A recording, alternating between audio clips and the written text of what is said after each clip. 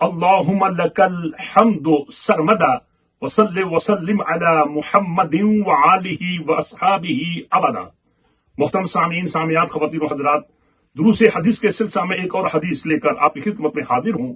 جس حدیث پاک کو حضرت ابو ہریرہ رضی اللہ تعالی عنہ روایت کرتے ہیں۔ وہ فرماتے ہیں کہ حضور نبی اکرم رسول معظم صلی اللہ تعالی علیہ وسلم نے ارشاد فرمایا، حق المسلم علی المسلم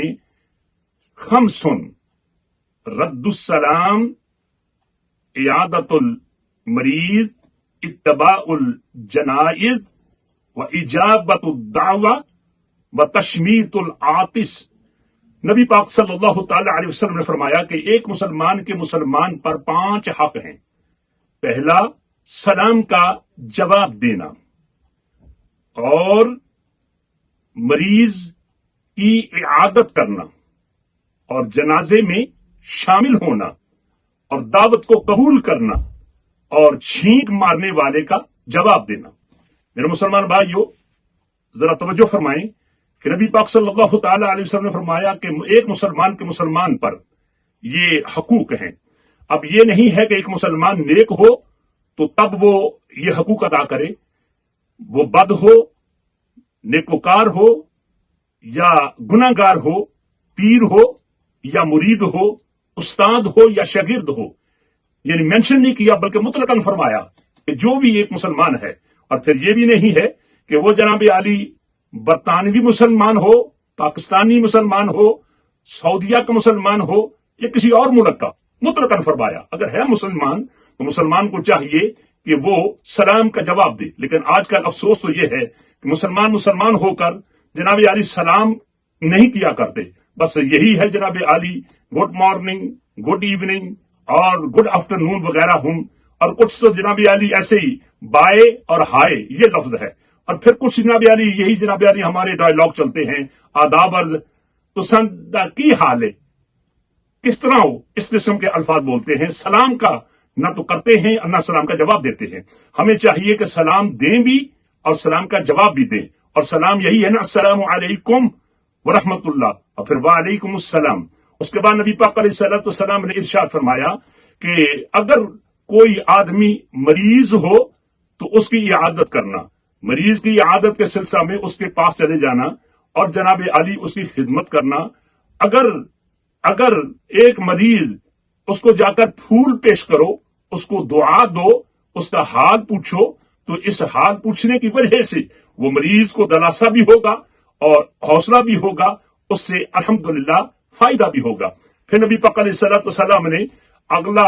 جو حق بیان فرمایا وہ یہ ہے کہ مسلمان اگر فوت ہو جائے تو مسلمان کے جنازے میں شریک ہونا، اور شریک ہوتے وقت یہ بھی خیال کرنا چاہیے کہ ایک مسلمان کو وہ جو مسنون دعائیں ہیں وہ بھی یاد ہونی چاہیے۔ لیکن افسوس کہ کچھ لوگ آج جنازے میں شامل تو ہوتے ہیں لیکن ان کو یہ جناب عالی تکبیرات کے بعد جو مسنون دعائیں پڑھی جاتی ہیں وہ یاد نہیں ہوتی، اور میں سمجھتا ہوں کہ یہ ایک بہت بڑی زیادتی ہے کہ ڈیڈ باڈی سامنے پڑی ہوئی ہے اور یہ آدمی اچھا لباس پہن کر اور خوشبو وغیرہ لگا کر وہاں چلا تو گیا اور جا کر بالکل خاموش کھڑا رہا۔ ایسا نہیں ہونا چاہیے، بلکہ اس کو چاہیے کہ جنازے کے سلسلہ میں جائے اور جا کر اس کے لیے فاتحہ پڑھے اور وہ جو جناب عالی مسنون دعائیں ہیں وہ بھی پڑھے۔ اور اس کے بعد نبی پاک علیہ الصلوۃ والسلام نے فرمایا اگر دعوت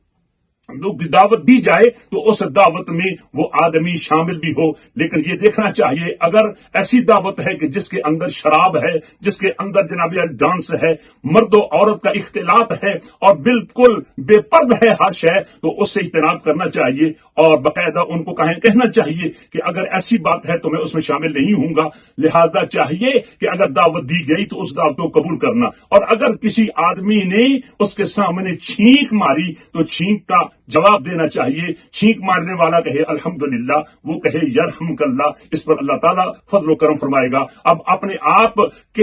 اپنے آپ کو بھی دیکھیں اور دوسروں کو بھی یہ جناب علی ہدایت دیں، لیکن افسوس کہ آج ہم جناب علی ان حقوق کو عملی جامہ نہیں پہنائے ہوئے۔ علامہ اقبال نے خوب یہ کہا تھا کہ یوں تو سید بھی ہو،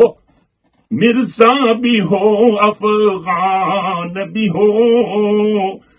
تم سبھی کچھ ہو بتاؤ تو مسلمان بھی ہو۔ اللہ کی بارگاہ میں یہ دعا ہے کہ اللہ تعالیٰ ان حقوق کو پریکٹیکلی لائف میں ڈالنے کی توفیق عطا کرے۔ اگر یہ حقوق جناب عالی اپنائے گئے تو الحمدللہ ہمیں ثواب بھی ملے گا، ایوارڈ بھی ملے گا، ریوارڈ بھی ملے گا۔ اللہ عمل کی توفیق عطا کرے۔ وما علینا الا البلاغ